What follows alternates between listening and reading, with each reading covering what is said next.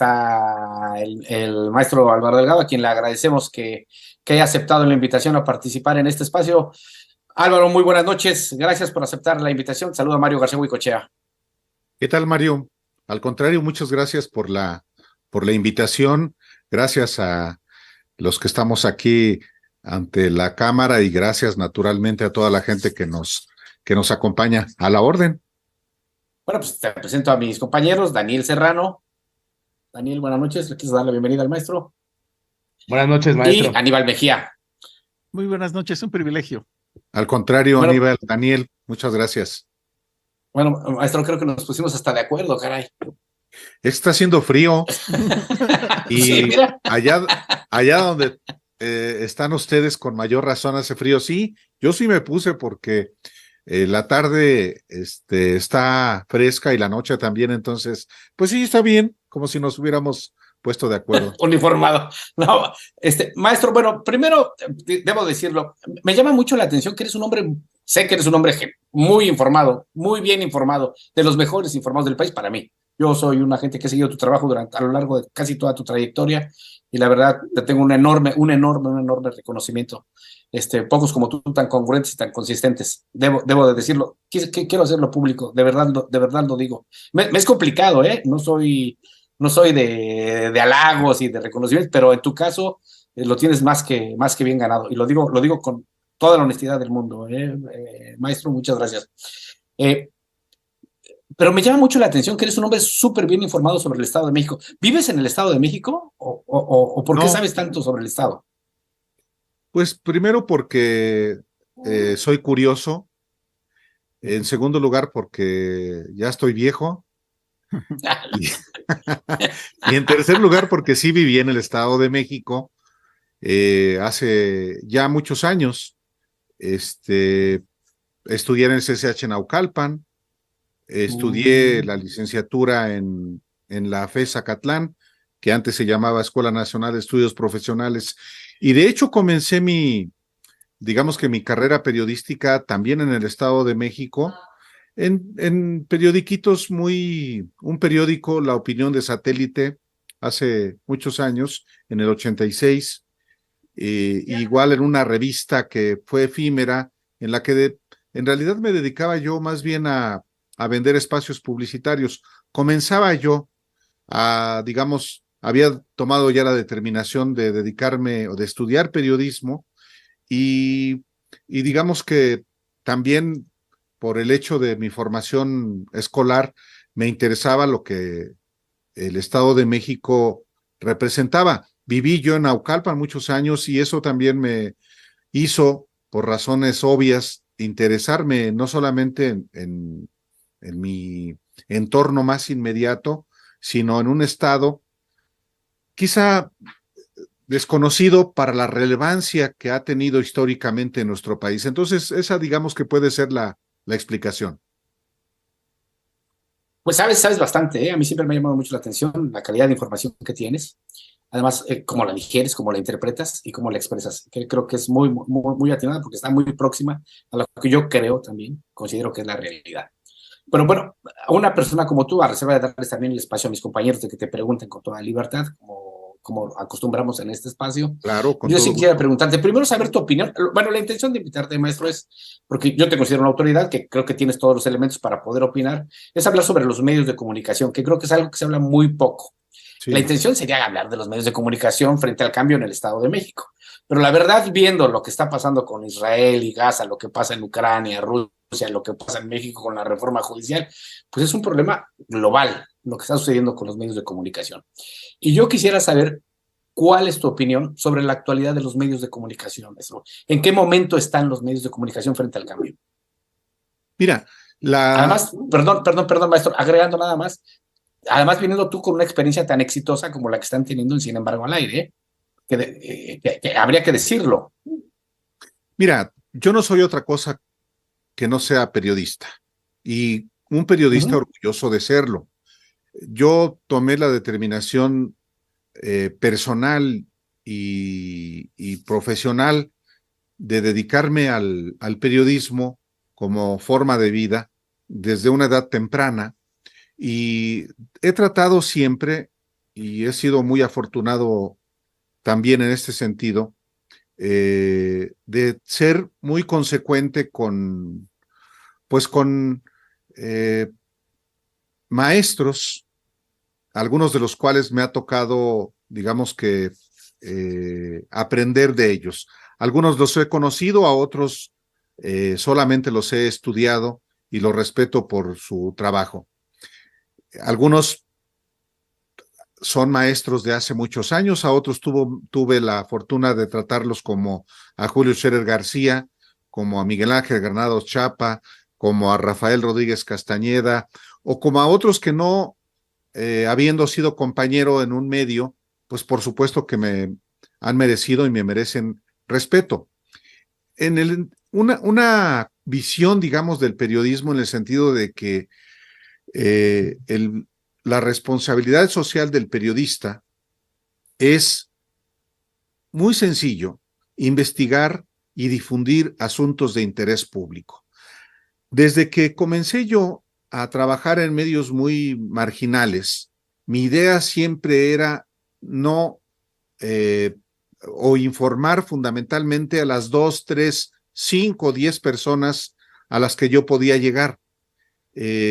Entregarles información en primer lugar y después la opinión.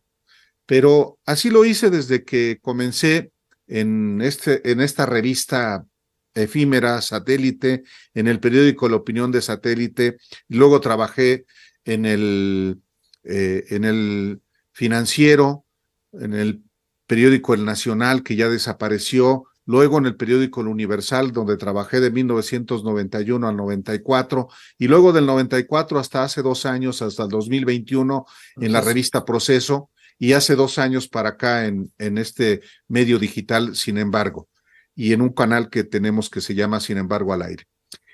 Digo esto así de rápido porque mi visión de periodismo siempre ha sido partir del hecho de que el periodista tiene como responsabilidad social informar de asuntos que le conciernen a una comunidad. Y eso he tratado de hacerlo toda la vida, con la condición de la independencia, no tener una vinculación y menos un sometimiento a cualquier poder político, poder económico, poder mediático, poder religioso, poder criminal. Eso he tratado también de hacerlo a través de los libros que he escrito.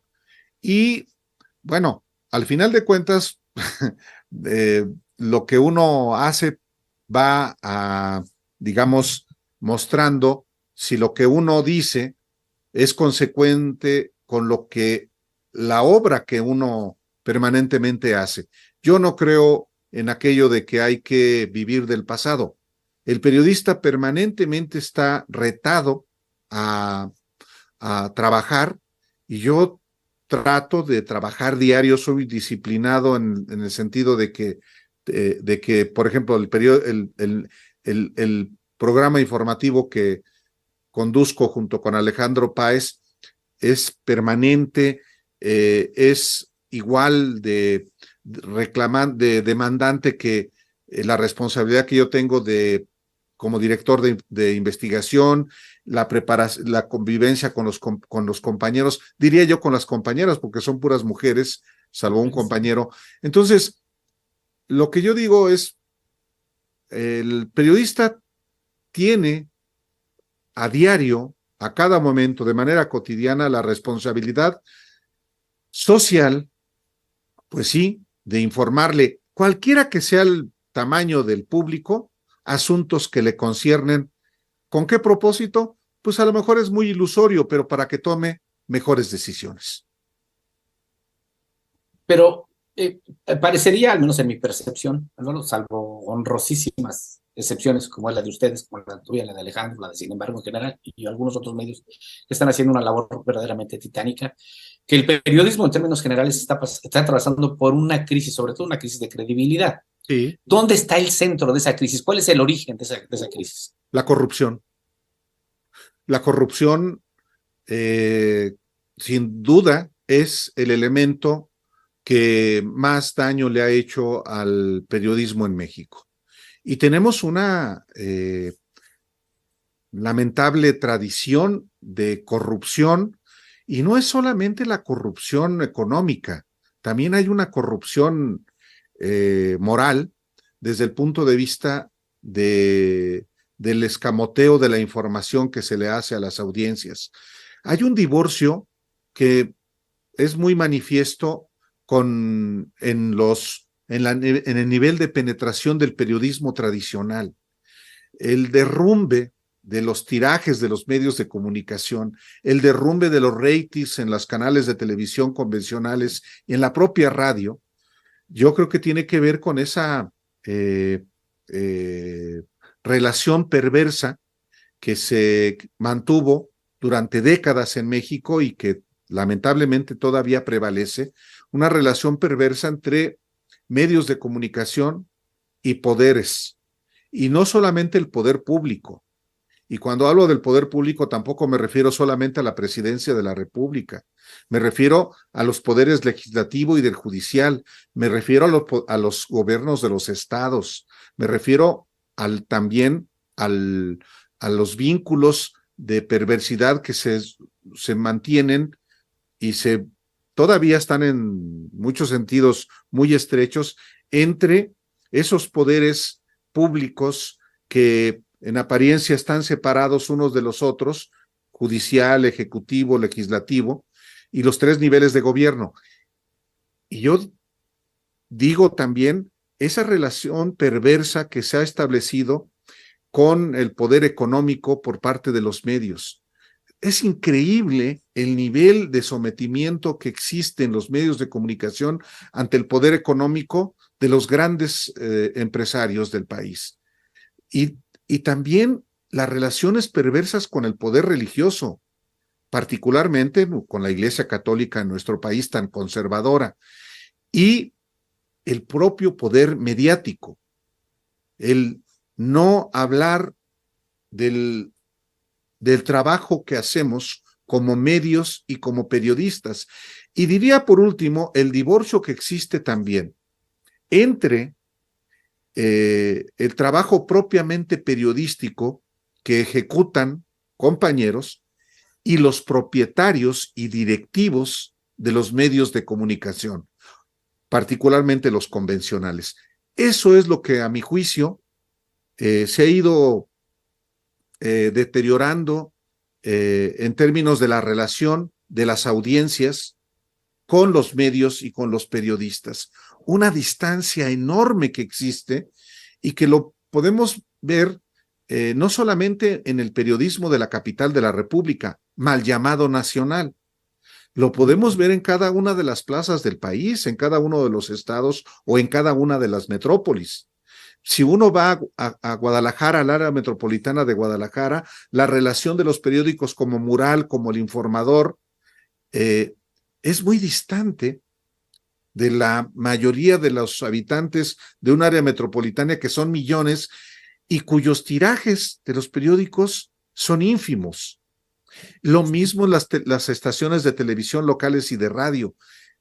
Penetraciones bastante raquíticas, pero podemos hablar de Toluca o del área metropolitana o del Valle de México en el oriente o en el poniente. Yo sí creo que hay una distancia muy amplia entre las audiencias y quienes nos dedicamos al ejercicio del periodismo y en general de la comunicación. Me parece fulminante tu diagnóstico, maestro, pero creo que es completamente apegado a lo que está sucediendo, a la verdad, ¿no? Desafortunadamente. Doy espacio a mis compañeros, a Aníbal Mejía, a Daniel Serrano, para que te pregunten, porque sabemos que vas saliendo de trabajar y que querrás descansar. Lo entendemos mucho, te agradecemos doblemente. No, hombre, y te prometemos que seremos breves porque te aprendemos, te estamos escuchando y creo que la gente está escuchando, está aprendiendo lo que estás diciendo. Daniel, si tienes algo que comentarle al maestro Delgado. Sí, muy buenas noches y un honor, un privilegio, maestro. A mí me llama la atención y Hoy justo tenía una conversación con algunos integrantes de medios de comunicación de la zona norte metropolitana. ¿Cómo se generan estas distorsiones? Igual que tú, si me permites tutearte, Por favor. Pascal Beltrán es egresado de Acatlán. Para muchos de nosotros que somos egresados de Acatlán, pues teníamos referencias del trabajo que gente como tú realizan. Y ahí pasan por muchas etapas. En la huelga del 99, yo participé en la huelga del 99, yo recuerdo cómo muchos estudiantes nos reuníamos a ver, por ejemplo, a Ciro Gómez Leiva en Sí. CNI Canal 40, que era un medio que abría en aquel momento espacio. Y dices, bueno, ¿y qué pasó con Ciro Gómez Leiva? ¿Cómo llegó a convertirse en el Ciro Gómez Leiva de hoy? Y con ese compromiso que además tú has tenido porque participas en las semanas de comunicación de Acatlán, eh, este grupo de periodistas con el que yo hablaba en la mañana, jóvenes todos, tenían un diagnóstico muy pesimista sobre las posibilidades que se tiene de hacer periodismo más allá de los modelos de negocio, periodismo en el Valle de México por el conjunto de intereses y de poderes fácticos que hay. Y yo decía que nunca ha sido fácil ni para gente con una trayectoria como la tuya, ni como para ellos en este momento. Pero, ¿qué diagnóstico tienes sobre este periodismo local, Álvaro? ¿Y qué le dirías tú a estas nuevas generaciones que sienten que hay una contradicción entre un modelo de negocio del que se pueda vivir y que en ese mismo lugar del que se pueda vivir dignamente se pueda hacer periodismo? ¿Qué les dirías? Mira, para empezar, lo que suelo decirles, por ejemplo, el viernes que platicamos con un grupo de jóvenes que estudian periodismo en la Escuela de Periodismo Carlos Septién García, nos invitaron a hablar sobre nuestro más reciente libro, a Alejandro Páez y a mí, libro que se llama Izquierda, Izquierda. y que, pues digo, es, haciendo un paréntesis, es una manera adicional, por ejemplo, hacer libros, pues de buscar con toda legitimidad ganarse unos pesos para tener una vida digna. Hacer un libro sí es un trabajo pesado, pero es, además de ganarse un dinero legítimo, es también ejercer el periodismo. Lo está diciendo alguien que ya tiene, por supuesto, unos años en este oficio. Pero yo lo decía a los muchachos, en primer lugar, que se sientan orgullosos de haber tomado una determinación de ser periodistas, que es finalmente un proceso, sí, muy intenso, pero es como cualquier otra actividad en la vida. Yo digo, no permitan que nadie les diga que la decisión que ha tomado es errónea. Al contrario, siéntanse orgullosos en primer lugar de haberla tomado. Y fórmense en la idea de que pues van a buscar ser buenos periodistas. Y eso implica estudio, porque luego la pregunta que existe, somos jóvenes, ¿qué podemos hacer? Somos estudiantes. Pues la respuesta es muy sencilla. Estudien y trabajen también, por supuesto. Eso en primer lugar. En segundo lugar, también debe haber siempre un modelo de negocio, porque porque hay que pagar una nómina, porque hay que pagar el sueldo no solamente de uno, sino de compañeros que inician un proyecto. Y los proyectos tardan mucho en madurar. Yo tuve la oportunidad, y eso es parte de lo que siempre agradeceré a mucha gente, de comenzar a trabajar y tener, digamos, la garantía de un ingreso. También me he quedado sin trabajo. Pero en la medida, pienso, en que uno también cumple con la responsabilidad de trabajar, uno puede aspirar a tener esa estabilidad laboral. Y la estabilidad laboral lo que también se traduce es, por supuesto, en profesionalización, que eso ya ni siquiera es una opción, es una condición del ejercicio periodístico. Yo estudié periodismo y comunicación entonces en Epacatlán, y busqué especializarme en periodismo escrito.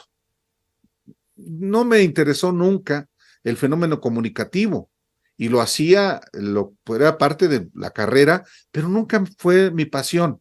Ni siquiera fue mi pasión aparecer en frente de una cámara o de un micrófono. Mi pasión, mi idea de periodismo era buscar información para difundirla. Entonces, hoy existen herramientas que cuando yo era estudiante no existían. Para empezar, la Internet revolucionó todo. Y entonces hoy tiene uno, como lo tienen, se los digo a los estudiantes, la posibilidad de generar condiciones laborales y hasta de negocio que permitan a quienes inician en la actividad informativa la posibilidad de por lo menos obtener un ingreso mínimo para ese proceso de formación a lo que todos nos enfrentamos cuando estamos en la universidad. En ese sentido, pienso que hoy existen mejores condiciones desde el punto de vista tecnológico y por tanto laborales de las que yo tuve cuando estudié la carrera de 1987 a 1991. Solamente por hablar de los aspectos tecnológicos que sí pueden potenciar el inicio de proyectos, así sea a nivel comunitario o a nivel regional, como por ejemplo si se trata del Estado de México o del área metropolitana de una parte del gigantísimo Estado de México. Aníbal. Muchas gracias, felicidades por el libro. Pregunta Gracias, Juan Aníbal. Carlos Vázquez Valencia. ¿Podrían preguntarle cuál es el nivel de influencia del Yunque en el Estado de México y qué injerencia tiene en los medios locales? Y una pregunta de su servidor. Si tuviera la posibilidad de comunicarse con las audiencias en el Estado de México, ¿cuáles serían las 2 recomendaciones que le haría para que no fueran manipuladas? Y si tuviera también la oportunidad de hablar con los reporteros, desde el director hasta el columnista, hasta quien participa en el apoyo logístico, ¿qué sugerencias les daría para darle un servicio a la ciudadanía? Híjole. La segunda pregunta sí es complicada. Hablaría primero de la organización secreta del Yunque.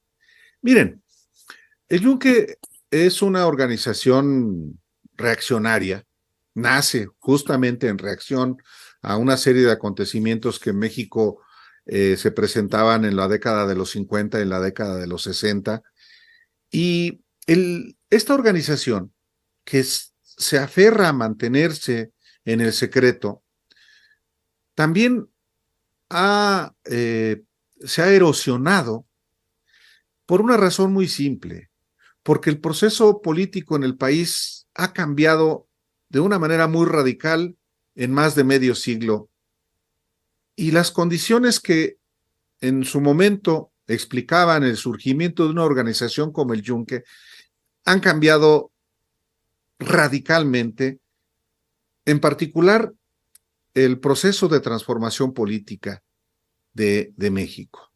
Una organización como el Yunque, con el secreto como una de sus condiciones, es incompatible con la democracia. Por eso, también en buena medida explica las fugas de información que permitieron que yo pudiera hacer un libro, 2 libros sobre el Yunque. Una organización en crisis que, sin embargo, por ejemplo, en el caso de España, se instauró, duró mucho tiempo, hasta que también fue descubierta allá. Y no hace mucho tampoco. ¿A qué obedece? Que muchos jóvenes que fueron ingresados a esa organización en México, en España, en Estados Unidos, en Chile, en Argentina, en Colombia, pero me refiero solamente a México y a España. ¿Por qué tantos jóvenes que militaron y de pronto dijeron, ya no? ¿Por qué sacerdotes, obispos que respaldaron, de pronto dijeron, ya no? Precisamente porque las condiciones en las que surgió sí han cambiado. Y aunque se aferran los líderes a mantener tal cual la organización, pues claramente hay una crisis. En el caso del Estado de México, el caso del Estado de México es muy peculiar, no es Guanajuato, no es Querétaro, no es Aguascalientes, San Luis Potosí. En el Estado de México hay un conservadurismo histórico, naturalmente, no solamente en el Valle de Toluca, también en el Valle de México. Y ahí hay presencia, sí, de miembros juramentados del Yunque, también muy venidos a menos. Pues si uno piensa en los Álvarez Malo o Mier, ya hasta en el propio Partido Acción Nacional, o Luis Felipe Bravo Mena, Mira. Por ejemplo, hay una muy clara crisis, ya no solamente del Yunque, del PAN. Entonces, en la medida en la que los métodos, los objetivos de una organización como el Yunque, por hablar solamente del Yunque, son incompatibles con la realidad, pues en ese momento también se van debilitando, y el Yunque hoy es una organización en crisis, una organización en la que van quedando los más fanáticos,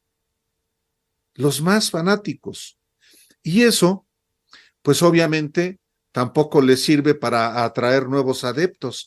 ¿Qué le ofrece el Yunque a jóvenes preparatorianos que se incorporan en una organización que defiende la civilización cristiana y el catolicismo? Pues cualquier persona que profese el catolicismo dice, pues sí, pero yo, ¿para qué voy a defenderlo si tengo la libertad de creer?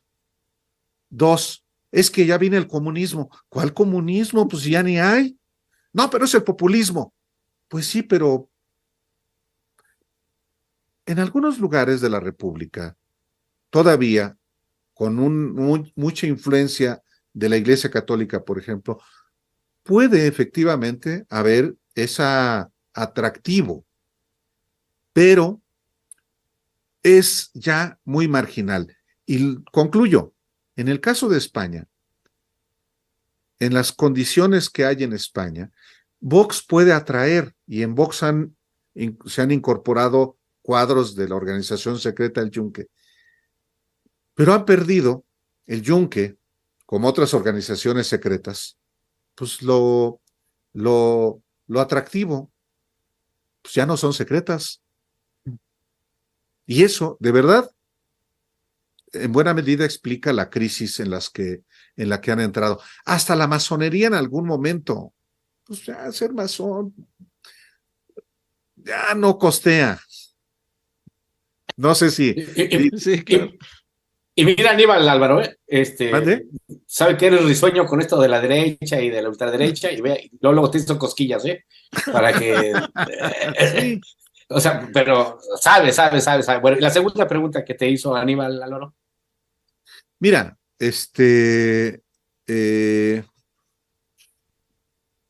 hay, según yo creo que las alternancias permiten muchas cosas. Cuando hablamos de periodismo, en nuestro país, que no tengo duda de que tenemos una muy profunda tradición de corrupción y de colusión, de encubrimiento, entre los medios de comunicación y el poder público. Las transiciones permiten que se vayan soltando amarras, que vayan, digamos que, disminuyendo el control que ciertos poderes ejercen sobre medios y a la inversa, que el poder de los medios también se debilite. Y en el caso del Estado de México se presenta, desde mi punto de vista, una oportunidad muy importante con la alternancia, porque hay las condiciones para que se establezca una nueva relación entre el poder público que va llegando y los poderes tradicionales que han establecido una relación equívoca, y en ese sentido pienso que va a haber muchas resistencias todavía, pero sí hay una oportunidad para que haya una transformación para bien en el Estado de México. Yo digo que va a haber muchas resistencias en todos los sentidos. Digo, una mujer como la gobernadora Delfina Gómez va a encontrar que dentro de la crisis que padeció y en la que se encuentra el régimen político en el Estado de México, hay poderes que van a seguir queriendo jugar con las mismas reglas que había hasta Alfredo del Mazo. Y también desde el gobierno va a haber la tentación de mantener esas mismas reglas, pues porque son, digamos que cómodas.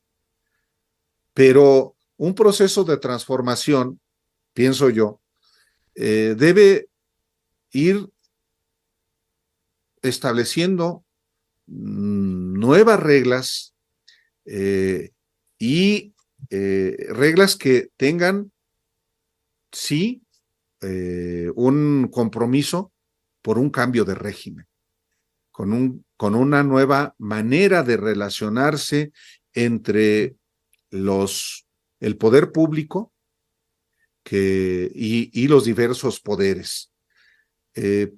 Y para eso se requieren las dos partes, pero para empezar debe comenzar con el gobierno entrante, que obviamente no va a llegar pateando las puertas y aventando las cosas. Para empezar, un nuevo régimen tiene que llegar a revisar y a ver auténticamente en qué estado se encuentra no solamente el gobierno, sino los otros poderes.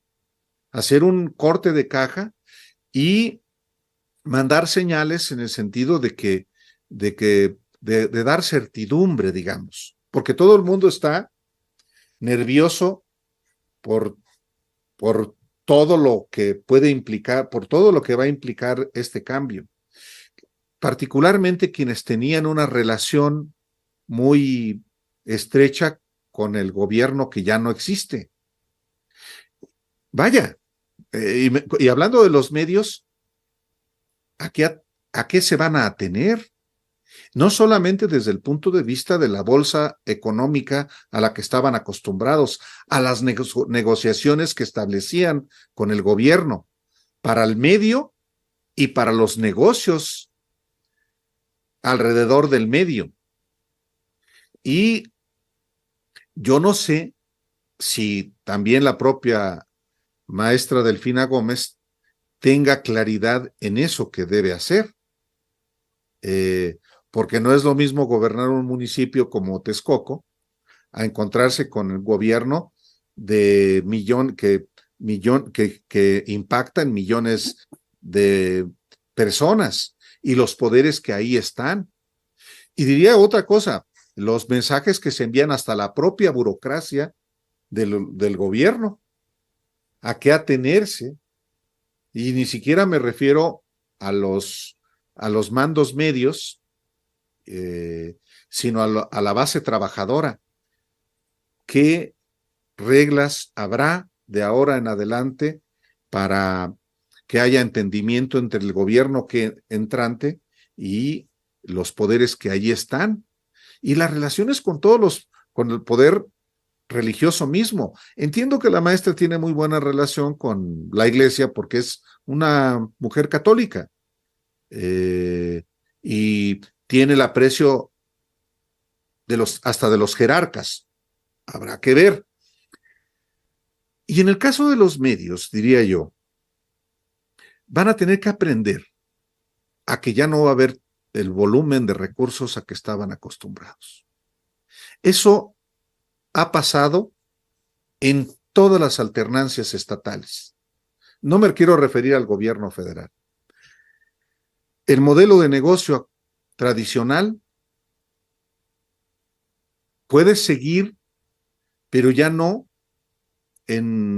con los volúmenes de dinero que solían haber. Por eso hay una desesperación, no sé en el Estado de México, la verdad, pero sí lo veo en el caso de los medios de la capital de la República. Se acabó el gobierno federal, se redujo drásticamente, aunque no desapareció el presupuesto publicitario, pero quedaban los estados y quedaba el Estado de México. Y el Estado de México ya cambió. Entonces, también eso explica en buena medida la crisis económica que tienen los medios de la capital de la República. Y no tengo conocimiento, ahí sí me disculpo por no saber a detalle, pero es algo que pienso está ocurriendo o va a ocurrir en el Estado de México. ¿Cómo hacerle para mantener lo que hasta el gobierno de Alfredo del Mazo había? Entonces, pienso que tienen que generarse nuevas reglas. Los medios van a tener, pienso, que trabajar más para ganar audiencia,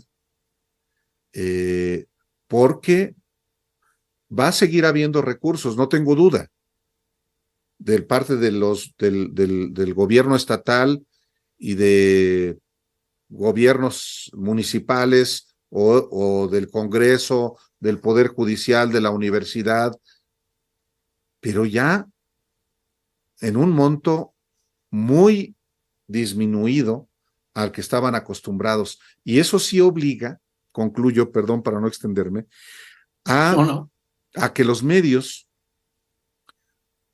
pues busquen otras fuentes de financiamiento, que es muy complicado porque los presupuestos del sector privado son limitados y los presupuestos del sector privado van a privilegiar, digamos, medios de mayor alcance, y el problema principal va a ser para los medios escritos. Ese es el problema que estamos viendo en los medios de la Ciudad de México, en los diarios, pero podría el ejemplo del Proceso, de ser una revista de tiraje semanal, toma una decisión, desde mi punto de vista errónea, de volverse mensuario, y ya no existe. Y la crisis económica que padece se va a recrudecer todavía más.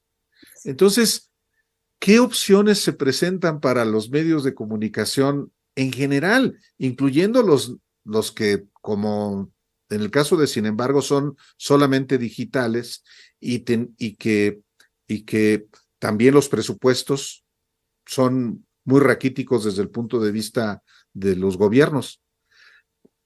Pues lo que nosotros estamos haciendo es también tener como un modelo de negocio YouTube. La monetización. La monetización a través de YouTube. Claro. Y eso implica generar contenido. Eso implica ofrecerle algo diferente a una audiencia que no está siendo atendida. Entonces, concluyo con lo siguiente. El viernes, en la Feria Internacional del Libro del Zócalo, el foro más grande, que es el Salvador Allende, estaba no solamente lleno, estaba desbordado. Y, y digo esto no por un asunto de vanidad, lo digo por un asunto que tiene que ver con nuestra actividad informativa. Nosotros hemos tratado de estar muy cerca de lo que son nuestras audiencias. Y nuestras audiencias claramente son audiencias López Obradoristas, de izquierda. No hay equívocos. Y nuestra posición es también de mucha claridad. Pero no nos dedicamos a gritar, nada más. No nos dedicamos a criticar. ¿Saben cuál es, según yo, en buena medida la clave de por qué nos va bien? Porque pienso que nos va bien. Porque seguimos haciendo lo que hace todo periodista. Es decir, presentarle a las audiencias información. No es solamente lo que sale de nuestro ronco pecho. No. Y a lo mejor puede ser muy atractivo lo que dice Alejandro o lo que digo yo. Pero el asunto no es lo que nosotros pensamos. El asunto es la información que nosotros le presentamos a la audiencia. Por eso tenemos muy buen tráfico en el digital, sin embargo, porque presentamos información, tratamos de hacer reportajes, y ya después, pues claro que sí, atinamos a dar nuestro punto de vista, pero siempre sustentado en información. Entonces, perdón que me extienda, pero hay una idea de ejercer el periodismo en la idea que yo siempre he tenido del periodismo, en informar de asuntos que muchos otros medios no atienden. ¿Por qué yo me he ido bien con mis libros sobre la ultraderecha? Pues porque nadie, o muy poquitititos, le entraban al asunto. ¿Eso y qué implica? Pues implica trabajo, implica andar ahí, andando de pronto, si te va mal económicamente, pero dices, hay que ser consecuente con la actividad informativa. Reportear, buscando el dato, buscando, y a veces nos va bien en lo que informamos, pero tratamos de siempre estar ahí, y yo creo que eso es lo que nos hace tener una cercanía también con la gente, y eso en buena medida explica cómo el auditorio el viernes estuvo lleno. ¿Qué pasa con los periodistas? La mayoría. Si hacen un libro, en el remoto caso de que lo hagan, pues no se acercan a la gente. Nosotros firmamos hasta el último ejemplar. El viernes estuvimos hasta casi las 11 de la noche, con la gente resistiendo la lluvia, resguardándose y aún empapada. Bueno, porque ese también es un compromiso que también como periodistas debemos tener con nuestras audiencias, tenerle respeto siempre a las personas. Nos has dado, al menos a mí, nos has dado mucha claridad y creo que una gran lección. Álvaro, lo has dicho de una manera muy sencilla. Creo que puedo sintetizar, y si me equivoco, para la gente que nos está viendo, que nos siga aguantando, ya es tarde y pues hay casi 1,600 conectados todavía. Primero, tú ves claramente, en el caso del Estado de México, una posible decisión o una decisión en marcha del desmantelamiento del aparato de propaganda que el régimen había armado durante muchos años, porque así usaba a los medios como un aparato de propaganda. Sí. Eso es concreto. En el caso de los medios, es que tendrán que modificar, justamente montados en ese aparato de propaganda, modificar su modelo de negocio, teniendo como centro lo que nunca debieron haber abandonado, que es a la audiencia, ¿no?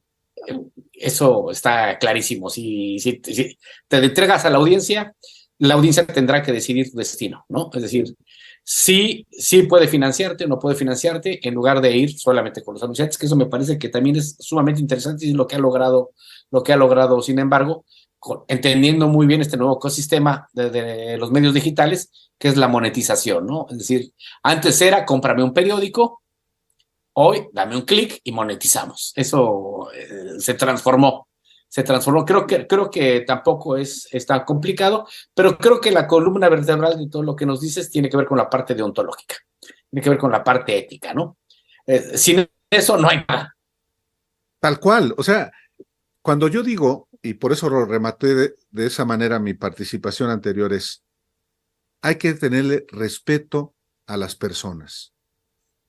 Y tenerle respeto significa, por supuesto, considerar a las personas que son inteligentes.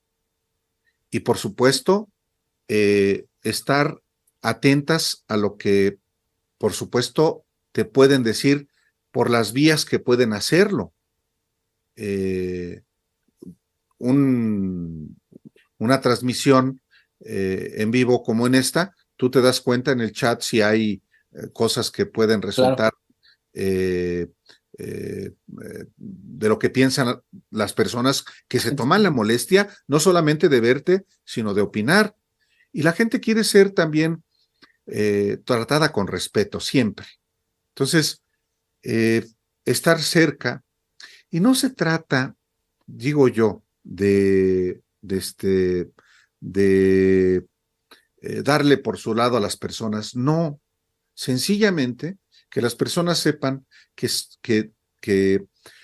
te respaldan porque tienen una confianza que han depositado en ti y que tú no puedes traicionar esa confianza. Entonces, y la gente, claro que la imagen es una cosa poderosísima. Hombre, yo me acuerdo de cuando Julio Scherer García entrevistó al subcomandante Marcos en Xochimilco, una entrevista que se transmitió en Televisa, en algo inédito. Después valió sorbete esa transitoria alianza de proceso con Televisa. Como era natural. Sí, y pero millones de personas, literalmente, diría yo, conocieron a Julio Scherer García. ¿Y ese viejito quién es? Tantas décadas de trabajo de un periodista como Julio Scherer, era conocido un sector. La televisión es una cosa brutal. Y lo digo yo porque finalmente yo estoy hecho en los medios impresos. Yo he tenido, sin embargo, también la fortuna de, con mis libros, desde el año 2003 que publiqué el primero, de tener, digamos, una mayor proyección precisamente por eso. Pero la imagen da la oportunidad de que te conozca mucha gente. Y eso hay que utilizarlo para bien, desde mi punto de vista. El programa que tenemos hoy, que se llama Los Periodistas, nace de una manera, yo ni conocía realmente a Alejandro Páez, nace en 2019, estamos un tiempo en la octava, termina por una tontería, yo creo que de los dueños, o les dio miedo, pero, pues, ¿qué hicimos? Volver a nuestras, a ser, sin embargo, cerrados ahí, no, era potenciar lo que habíamos obtenido y hacerlo crecer. Y no solamente nosotros, sino un equipo que pues está tratando de hacer, no el formato tradicional de engominados y que no se te mueva ni un pelito aquí, no, como lo que somos, con autenticidad. Y la columna vertebral, que es la información, tiene como base lo que es la característica sustantiva de todo periodista, la credibilidad, que esa se va construyendo con el paso de los años y que también en un momento puedes perder.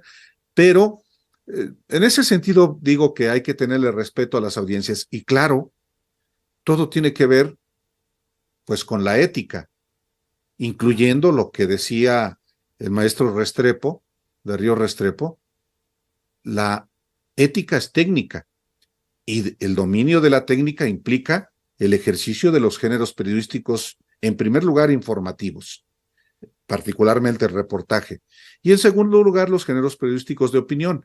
En ese sentido, un periodista debe permanentemente de estarse acreditando su capacidad para el ejercicio de los géneros periodísticos y con mayor razón, eso es lo que a mí me gusta siempre, los informativos, en particular el reportaje.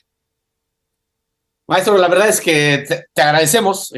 Yo quisiera seguir conversando contigo. Sé que Daniel también Aníbal, pero sabemos que tu jornada ha sido larga hoy, que tienes que descansar y que nos has dado suficiente para pensar y reflexionar, al menos a mí, supongo que a mis compañeros también.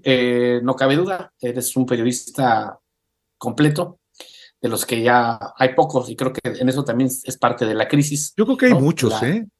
Yo creo que no los suficientes, Álvaro. Hay que decirlo con toda honestidad, no los suficientes. No los suficientes, y algunos que son periodistas, pero que se dedican a otras cosas también, pues también no hacen bien. No, Pero la verdad como es que pocos. yo estoy a disposición de ustedes cuando gusten invitarme a otra ocasión, de verdad, con mucho gusto. Los lunes son especialmente pesados, porque escribo mi columna que se los martes, porque tengo junta con las reporteras, porque desde temprano estoy, pero es el trabajo, entonces también. Vamos a ser capaces, Álvaro, de cambiar el programa a un miércoles para que nos des más tiempo. No, hombre, el lunes también. El lunes no, también. Si no resulta. Te agradezco de verdad, ha sido un placer, de verdad te lo digo, no solamente ha sido un placer, sino para mí ha sido muy ilustrativo. Muchas lecciones me has dejado, supongo que mis compañeros también, y a la gente que nos está viendo, por supuesto, porque los números así lo dicen, siguen subiendo, ya vamos a acabar y siguen subiendo. Me da mucho gusto. Solamente no quisiera despedirme antes de darles la oportunidad a mis compañeros de que se despidan de ti, pero antes de eso, quiero agradecerte por ese monumental, épico, histórico epíteto de Saco de Pus, que lo esculpiste, que yo hubiera querido inventarlo, pero lo hiciste tú. Y pues ni modo, tú llegaste primero. No, hombre, la verdad es que no, a mí no me gusta tener ese tipo de relación con nadie. Yo trato siempre de establecer relaciones de respeto. Con el propio Javier Lozano, fíjate, él asistió a la presentación de mi libro, El Yunque, yo lo conocía muy de referencia, y luego lo traté muy superficialmente en el gobierno de Calderón. Por supuesto, no era yo bien visto porque era muy crítico yo de Felipe Calderón en la campaña, que la cubrí, y luego en su gobierno. Pero es un personaje muy vil, muy ruin. Y luego, la verdad es que en ese intercambio del que derivó el saco de pus, sí, el insulto, pues yo dije, pues sí, pues eres un saco de pus. Pero y ahora para la posteridad, pues ya se le quedó al ciudadano. se le quedó. Pero además muy merecido, debo de decirlo. Yo te sigo, seguí ese hilo, vi cómo se construyó, ¿no? Cómo se construyó, y la verdad que tu respuesta fue contundente, y ahí, ¡puf! Y, pues sí. Y creo que lo ubicaste muy bien en su realidad, en términos de comunicación fue perfecto, porque lo identificaste, se colocó y ya se le quedó. Te agradezco muchísimo. Daniel, ¿te quieres despedir del maestro Álvaro? Sí, Álvaro, pues agradecido de poder hablar contigo, de poder escuchar tus reflexiones y pues agradecer tu presencia aquí, lo que le dices a los jóvenes periodistas, pero también agradecer tu congruencia. Muchos de nosotros hemos visto pasar cantidad de periodistas, digamos que incluso nos entusiasmaron en alguna etapa de nuestra vida, Sí. pero la congruencia que has mantenido todos estos años hace que seguramente muchos te sigamos y hasta donde estés, siempre te seguiremos escuchando y leyendo. Muchísimas gracias.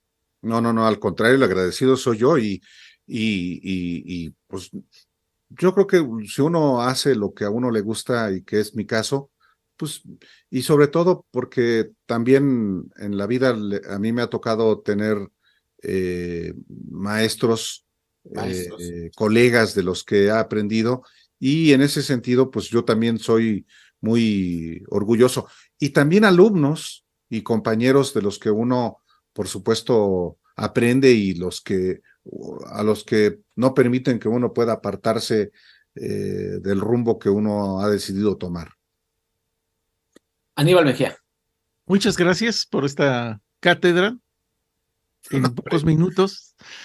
Yo Elogiosos resumiría somos, como ¿verdad? lo hicieron ustedes en 4 palabras cuando presentaron su libro de izquierda. Tengan para que aprendan. Muchas gracias. Al contrario, Aníbal, gracias y al final también me gustaría concluir diciendo lo siguiente. En democracia no hay ni debe haber nunca impunidad. Y en la actividad informativa, la actividad periodística está sujeta al escrutinio riguroso de las audiencias y también la conducta del periodista pues está sujeta a eso. No hay una moral pública y una moral privada. Y en ese sentido pienso que el trabajo que hacemos, pues claro, debe ser vigilado, criticado por la audiencia y nosotros mismos, como periodistas y como medios, debemos también hablar sobre nosotros.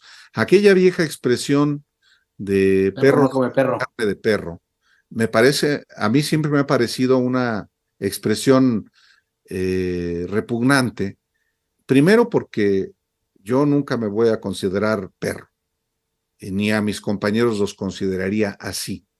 Y creo que en segundo lugar, porque la expresión implica una definición de impunidad. No me critiques a mí porque, porque si no te voy a tener que criticar a ti. Mejor nos encubrimos. Yo creo que no. Una actividad como que tiene el objetivo de darle a las personas en una comunidad, en la sociedad, datos para que tome mejores decisiones, sí requiere que tenga una supervisión social y también una supervisión de quienes nos dedicamos, de nuestros pares. Y en ese sentido pienso que en México, como en el Estado de México, en la Ciudad de México, en todo el país, también hay que observarnos los medios, qué intereses representamos. Realmente, por ejemplo, ocurre que a veces nos dicen, es que ustedes son chayoteros. ¿Dónde está el chayote? O, por ejemplo, si un día un monito me dijo, un politiquillo, que yo pertenecía al cuarto de guerra de Claudia Sheinbaum. Ah, caray, pues, ¿y cuándo? ¿Con quiénes?